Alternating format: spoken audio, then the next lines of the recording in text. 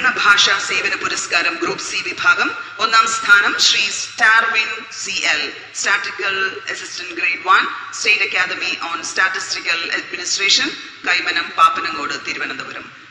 20,000 രൂപയും ഫലകവും സത്സേവന രേഖയും. രണ്ടാം സ്ഥാനം നവംബർ 1 കേരളപ്പിറവി. എല്ലാവർക്കും കേരളപ്പിറവി ദിനാശംസകൾ. ഇന്ന് ഞങ്ങളുടെ അപ്പന് മുഖ്യമന്ത്രിയുടെ കയ്യിൽ നിന്ന് ഒരു പുരസ്കാരം കിട്ടി. അതെന്താണെന്ന് നമുക്ക് അപ്പനോട് തന്നെ ചോദിച്ചറിയാം. എന്ത് സമ്മാനം അപ്പനെ കിട്ടിയത്? സമ്മാനമല്ല, അതിന് പുരസ്കാരം എന്ന് പറയാം. കേരള സംസ്ഥാനത്തിന്റെ ഭരണഭാഷാ സേവന പുരസ്കാരം, അതാണ് അപ്പന് കിട്ടിയത്. അപ്പൻ ഈ പുരസ്കാരം കിട്ടുമെന്ന് അപ്പം പ്രതീക്ഷിച്ചിരുന്നോ? പുരസ്കാരങ്ങൾ നമുക്ക് പ്രതീക്ഷിക്കാൻ പറ്റില്ല. ആഗ്രഹിച്ചിരുന്നു. അതിനുവേണ്ടി കുറേ കാര്യങ്ങൾ അപ്പൻ ചെയ്തിരുന്നു. ജോലി സ്ഥലത്തുള്ള ഫയലുകൾ എഴുതുന്നതിലും അതുമായിട്ട് ബന്ധപ്പെട്ട മറ്റു പ്രവർത്തനങ്ങളും നന്നായിട്ട് ചെയ്യാൻ ശ്രമിച്ചിട്ടുണ്ടായിരുന്നു. അപ്പൻ ഈ പുരസ്കാരം കിട്ടുന്നതിന് വേണ്ടി അപ്പൻ എന്തെങ്കിലും തയ്യാറെടുപ്പുകൾ നടത്തിയിരുന്നോ? നേരത്തെ പറഞ്ഞില്ലേ, ഈ പുരസ്കാരം കിട്ടുന്നത് ഓഫീസിലുള്ള ഫയലുകൾ എങ്ങനെയാണ് നമ്മൾ എഴുതുന്നത്, എല്ലാം മലയാളത്തിൽ തന്നെയാണ് എഴുതുന്നത്. പിന്നെ ഓഫീസിൽ മറ്റു കാര്യങ്ങളൊക്കെ ചെയ്യുമ്പോൾ ഫയലിൽ എഴുതുക, രജിസ്റ്റർ എഴുതുക, മറ്റു കുറിപ്പുകൾ എഴുതുക, അങ്ങനെയുള്ള കാര്യങ്ങളൊക്കെ മലയാളത്തിൽ എഴുതുന്നുണ്ടോയെന്നാണ് നോക്കുക. ഒന്ന്, പിന്നെ സർക്കാർ കുറേ നിയമങ്ങൾ ഇതിനു വേണ്ടി ഉണ്ടാക്കിയിട്ടുണ്ട്. ഇന്ന രീതിയിൽ എഴുതണം, അങ്ങനെയുള്ള കുറേ കാര്യങ്ങളൊക്കെ ഉണ്ട്. അപ്പോൾ ഈ കാര്യങ്ങളൊക്കെ ഭംഗിയായിട്ട് ചെയ്യാൻ അപ്പൻ ശ്രമിച്ചിട്ടുണ്ടായിരുന്നു. അപ്പൻ ഇതിനു മുമ്പ് പാലക്കാട് ജില്ലയുടെ പുരസ്കാരം കിട്ടിയിട്ടില്ലേ? അപ്പോൾ അപ്പൻ എങ്ങനെയാണ് ഇതിനെക്കുറിച്ച് ആദ്യം അറിഞ്ഞത്? സർക്കാർ ജീവനക്കാർക്കൊക്കെ അറിയാവുന്ന ഒരു കാര്യമാണിത്. ശ്രദ്ധിക്കപ്പെടാതെ പോകുന്നു എന്നുള്ളതാണ് സത്യം. കാരണം ഇന്ന് പുരസ്കാരം വാങ്ങാനായിട്ട് പോയപ്പോൾ നിങ്ങളൊരു വാക്ക് കേട്ടായിരുന്നോ? സർക്കാർ സംവിധാനം ഇതിനുവേണ്ടി പ്രവർത്തിക്കുന്നുണ്ടെങ്കിലും സർക്കാർ ജീവനക്കാരും ജനങ്ങളും അതിനൊത്ത രീതിയിൽ പ്രവർത്തിക്കുന്നില്ല എന്ന് മുഖ്യമന്ത്രി പറഞ്ഞു. ഇതേ കാര്യം തന്നെ എനിക്ക് പറയാനുള്ളത്. കാരണം എല്ലാ സർക്കാർ ഓഫീസുകളിലേക്കും വകുപ്പ് തലവന്മാർ മുഖേന ജില്ലാ ഓഫീസുകളിലേക്കും ജില്ലാ ഓഫീസിൽ നിന്ന് അതാത് സബ് ഓഫീസുകളിലേക്കും ഒരു കത്ത് പോകും. എന്തെന്ന് പറഞ്ഞിട്ടാ? ഭരണഭാഷാ പുരസ്കാരത്തിന് അപേക്ഷ ക്ഷണിച്ചിട്ടുണ്ട്, നാമനിർദ്ദേശം ക്ഷണിച്ചിട്ടുണ്ട്. താല്പര്യമുള്ളവർ എന്ത് ചെയ്യണം? തൊട്ട് മുമ്പത്തെ കലണ്ടർ വർഷത്തെ, അതായത് ഇപ്പോൾ 2025 അപ്പം കിട്ടിയത്, ഇപ്പോൾ 2024 ജനുവരി 1 മുതൽ ഡിസംബർ 31 വരെ നടത്തിയിട്ടുള്ള പ്രവർത്തനങ്ങൾ എന്താണ്? എന്ത് പ്രവർത്തനം? ഫയൽ എഴുതുന്നത് മലയാളത്തിലാണോ? കമ്പ്യൂട്ടറിൽ ചെയ്യുന്ന കാര്യങ്ങളൊക്കെ മലയാളത്തിലാണോ? പിന്നെ രജിസ്റ്ററുകൾ എഴുതുന്നത് മലയാളത്തിലാണോ? അതുമായിട്ട് ബന്ധപ്പെട്ട പട്ടികകൾ തയ്യാറാക്കുന്നത് മലയാളത്തിലാണോ? അങ്ങനെയുള്ള എല്ലാ കാര്യങ്ങളെക്കുറിച്ച് എന്ത് ചെയ്യണം? ഒരാൾ ചെയ്തത് ഭംഗിയായിട്ട് നമുക്ക് എന്ത് ചെയ്യാം? എഴുതി കൊടുക്കാം. എഴുതി കൊടുക്കുന്നത് അതാത് ഉദ്യോഗസ്ഥൻ്റെ മേലുദ്യോഗസ്ഥർ എന്ത് ചെയ്യണം? സാക്ഷ്യപ്പെടുത്തിയിട്ട് കളക്ടറേറ്റിലേക്ക് കൊടുക്കണം. കളക്ടറേറ്റിലേക്ക് ഓരോ ജില്ലയിലും C വിഭാഗത്തിനും, അതായത് ശമ്പളം അനുസരിച്ച് ABC എന്നാക്കിയിട്ടുണ്ട്, ഓരോ ജില്ലയിലും C വിഭാഗത്തിനും, നേരെ മറിച്ച് AB വിഭാഗങ്ങൾക്ക്, അത് ഉയർന്ന തസ്തികകളാണ്, വകുപ്പിൻ്റെ മൊത്തത്തിലെ ഡയറക്ടർ അങ്ങനെയുള്ള റാങ്കിലുള്ളവർക്ക് സംസ്ഥാനത്താണ് എന്ത് വരുന്നത്?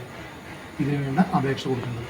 ഈ സംസ്ഥാനതലം മത്സരം വരുമ്പോൾ അതിൽ Aയും Bയും Cയും ഉണ്ടാവും. ജില്ലാ തലത്തിൽ C മാത്രമേ ഉണ്ടാവുള്ളൂ. അപ്പം 2024-25 വർഷത്തെ എല്ലാ പ്രവർത്തനങ്ങളും ചേർത്ത് സംസ്ഥാനത്തേക്കാണ് കൊടുത്തത്. കാരണം ജില്ലാ തലത്തിൽ ഒരിക്കൽ കിട്ടിയ ആൾക്ക് പിന്നെ 3 വർഷം കഴിഞ്ഞിട്ട് അപേക്ഷിക്കാൻ പറ്റുള്ളൂ. ഇപ്പോൾ സംസ്ഥാനത്തിലാണ് കൊടുത്തത്. എവിടെയാണെങ്കിലും അത് ചെന്ന് കഴിഞ്ഞാൽ അവിടെ ഒരു പരീക്ഷയുണ്ടാവും. ഏതെങ്കിലും രീതിയിലുള്ള നമ്മുടെ എഴുതുന്നതൊക്കെ ഭംഗിയാണോ എന്ന് അറിയാൻ വേണ്ടിയിട്ട് കൈകൊണ്ട് തന്നെ എഴുതുന്ന ഒരു പരീക്ഷ ഉണ്ടാവും. അത് കഴിഞ്ഞിട്ട് അഭിമുഖം ഉണ്ടാവും. അതിലൊരു മലയാളം ഭാഷാ വിദഗ്ധൻ, പുറത്തുനിന്നുള്ള ഒരാൾ, പിന്നെ ഡിപ്പാർട്ട്മെൻറ്റിൻ്റെ തന്നെ വകുപ്പിൻ്റെ തന്നെ ആരെങ്കിലും ഒരാൾ, അങ്ങനെയുള്ള എല്ലാവരും കൂടി കുറേ ചോദ്യങ്ങളൊക്കെ ചോദിക്കും. നമ്മൾ ചെയ്തിട്ടുള്ള പ്രവർത്തനങ്ങളെക്കുറിച്ചൊക്കെ അവർ മനസ്സിലാക്കും. എന്നിട്ടാണ് ഈ പുരസ്കാരം നിർവഹിക്കുന്നത്. അപ്പം ഈ പുരസ്കാരം കിട്ടാൻ സഹായിച്ചത് ആരൊക്കെ? ഒരു പുരസ്കാരത്തിൻ്റെ കാര്യമില്ലേ, സംസ്ഥാന പുരസ്കാരമല്ലേ. ആദ്യം അക്ഷരം പഠിപ്പിച്ച അമ്മയും അപ്പനും മുതൽ ഏറ്റവും അവസാനം നിങ്ങളും അമ്മയും ഒക്കെ എന്ത് ചെയ്തിട്ടുണ്ട്? ഇതിൽ സഹായിച്ചിട്ടുണ്ട്. പിന്നെ കാരണം ഇതൊക്കെ കൂടെ ഇരുന്ന് ചെയ്യാനും അല്ലെങ്കിൽ ഇതൊക്കെ ചെയ്യുമ്പോൾ മനസ്സമാധാനിക്കാനൊക്കെ എല്ലാവരും സഹായിച്ചിട്ടില്ല. ഏറ്റവും പ്രധാനമായിട്ട് സഹായിച്ചത് ആരാണെന്ന് ചോദിച്ചു കഴിഞ്ഞാൽ, മലയാള ഭാഷയെക്കുറിച്ച് സർക്കാർ സംവിധാനത്തിൽ ചിന്തിക്കാൻ തുടങ്ങിയപ്പോൾ തൊട്ട് നല്ല നല്ല ഓഫീസർമാരുണ്ട്. ഇങ്ങനെയാണ് കാര്യങ്ങൾ എഴുതേണ്ടതെന്ന് പഠിപ്പിച്ചു തന്ന പല ഓഫീസർമാരുണ്ട്. പല വകുപ്പുകളിൽ വർക്ക് ചെയ്തപ്പോൾ പലരും സഹായിച്ചിട്ടുണ്ട്. ഈ ഒരു ഭാഷ എന്നുള്ള നിലയ്ക്ക് ഏറ്റവും ആദ്യം ഒരു സ്വാധീനം ചെലുത്തിയത് ഇപ്പോഴത്തെ കേരളത്തിൻ്റെ മലയാള ഭാഷാ വിദഗ്ധനായിട്ടുള്ള ശിവകുമാർ സാറാണ്. കാരണം മലയാള ഭാഷയെക്കുറിച്ച് എന്താണ് ഔദ്യോഗിക ഭാഷ പ്രായോഗിക തലത്തിൽ എന്നുള്ള വിഷയത്തെക്കുറിച്ച് അദ്ദേഹത്തിൻ്റെ ഒരു ക്ലാസ് കേട്ടതിന് ശേഷമാണ് ഈ കാര്യം കുറച്ചും കൂടി സീരിയസ് ആയിട്ട് ഗൗരവമായിട്ട് ചിന്തിക്കാൻ തുടങ്ങിയത്. പിന്നെ അപ്പനെ ഏറ്റവും കൂടുതൽ സ്വാധീനിച്ചിട്ടുള്ളത് നിങ്ങൾ കണ്ടിട്ടുണ്ടാവും, അപ്പൻ്റെ കൂടെ ശ്രീജകുമാരി, അപ്പൻ എപ്പോഴും ശ്രീജ മേഡം എന്ന് പറയുന്ന ഒരാളുണ്ട്. കാരണം ഈ വർഷത്തെ പുരസ്കാരത്തിന് അപേക്ഷ കൊടുക്കാൻ നേരത്തെ നമ്മൾ പറഞ്ഞ വിജ്ഞാപനം വന്ന അന്ന് മുതൽ കൊടുത്തോ, എന്തൊക്കെയാണ് എഴുതിയിട്ടുള്ളത്, എങ്ങനെയൊക്കെയാണ് എഴുതിയിട്ടുള്ളത് എന്ന് പറഞ്ഞ് ഏറ്റവും അവസാനം അതിൻ്റെ അഭിമുഖ പരീക്ഷയും അഭിമുഖ പരീക്ഷയ്ക്കൊക്കെ അപ്പൻ്റെ കൂടെ ഫുൾ ടൈം ഇരുന്നു. ഉച്ചയ്ക്ക് ഭക്ഷണം പോലെ അവർ വാങ്ങിക്കുന്നത്. അപ്പം അങ്ങനെ വളരെ സ്നേഹത്തോടെ കൊണ്ടുവന്നു. ഒപ്പം എടുത്തു പറയേണ്ട ഒരാളാണ് അപ്പൻ്റെ കൂടെ ഇപ്പോൾ വർക്ക് ചെയ്യുന്ന സുരേഷ് സാർ. നിങ്ങൾ കണ്ടിട്ടുണ്ടാവും സുരേഷ് സാറിന്. സുരേഷ് സാർ പറഞ്ഞൊരു വാക്ക് ഇങ്ങനെയാണ്, ഈ വർഷത്തെ വേദിയിൽ സ്റ്റാർവിൻ്റെ പേരിൻ്റെ ഒപ്പം സാസ, അപ്പനിപ്പോൾ ജോലി ചെയ്യുന്ന state academy on statistical administration എന്ന വാക്ക് കൂടി മുഴങ്ങി കേൾക്കട്ടെ എന്ന്. അപ്പോൾ നമ്മുടെ കൂടെ നിന്ന് നമ്മളെ പ്രോത്സാഹിപ്പിച്ച എല്ലാവരും ഈ പുരസ്കാരത്തിന് അപ്പനെ ഒത്തിരി സഹായിച്ചിട്ടുണ്ട്. ഇന്നത്തെ കുട്ടികൾ മലയാള ഭാഷയെ കൂടുതൽ ഉപയോഗിക്കാനും ഇഷ്ടപ്പെടാനും അപ്പൻ എന്തെങ്കിലും ഉപദേശം കൊടുക്കാറുണ്ടോ? നമ്മൾ സ്കൂളിൽ പഠിച്ചൊരു സമയം ഓർമ്മയില്ലേ? അപ്പൻ്റെ മക്കളെ എവിടെ തന്നെ പഠിച്ചേ? ആദ്യം ഇംഗ്ലീഷ് മീഡിയത്തിലാണ് പഠിച്ചത് അല്ലേ? അവിടെ നമ്മൾ പഠിച്ച ABCD ഒന്ന് പാടി നോക്കി. നോക്കി, നിങ്ങളത് വളരെ സന്തോഷത്തോടെ എന്താ ചെയ്യുന്നത്? പാടുക ചെയ്യുന്നത് അല്ലേ? അല്ലേ? ABCD ചൊല്ലാൻ പറയുമ്പോൾ നമ്മുടെ താളത്തിൽ അറിയാതെ എന്താ വരിക? ABCD നമ്മൾ പാടും. ഇതേപോലെ മലയാള അക്ഷരമാല നമ്മൾ പാടുന്നുണ്ടാവും. എൻ്റെ ഒരഭിപ്രായത്തിൽ കുട്ടികൾ അത് ഇഷ്ടപ്പെടണമെങ്കിൽ കുട്ടികൾ ഇഷ്ടപ്പെടുന്ന രീതിയിൽ അതെന്ത് ചെയ്ത് തുടങ്ങണം? പഠിപ്പിച്ച് തുടങ്ങണം എന്നുള്ള ഒരു ചെറിയ ബുദ്ധിമുട്ട് ഉണ്ടെന്നാണ് എനിക്ക് തോന്നുന്നത്. 2 ബാസ്റ്റിക്കുട്ടൻ ഇപ്പോൾ ഏറ്റവും അവസാനം പഠിച്ചൊരു മലയാളം കവിത ചൊല്ലി. കനക ചിലങ്ക കീലുങ്ങി കീലുങ്ങി കാഞ്ചന കാഞ്ചി കൂലുങ്ങി കൂലുങ്ങി. നോക്കി, ഇത് ബാസ്റ്റിൻ പഠിച്ചപ്പോൾ അതിൽ പ്രാസം കാക്ക മാറി മാറി വരുന്നു, കനകച്ചിലങ്ക, ആ വാക്കുകളുടെ ഒരു ഭംഗി. അപ്പം അങ്ങനെ കുറേ കാര്യങ്ങൾ നമ്മൾ എന്ത് ചെയ്യും?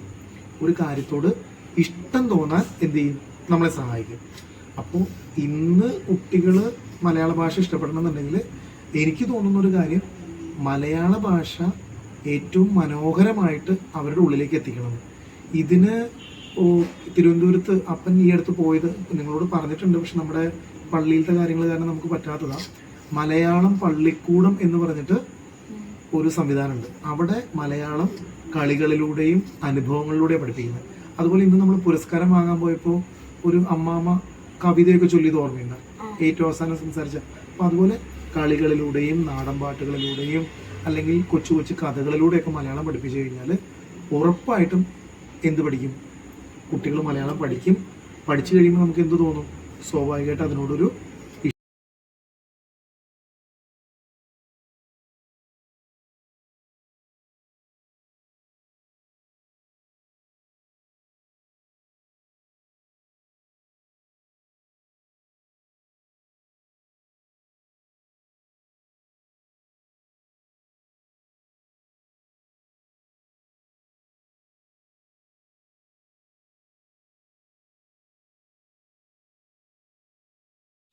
ഇഷ്ടപ്പെട്ടാൽ ലൈക്കും ഷെയറും സബ്സ്ക്രൈബും ചെയ്യണേ.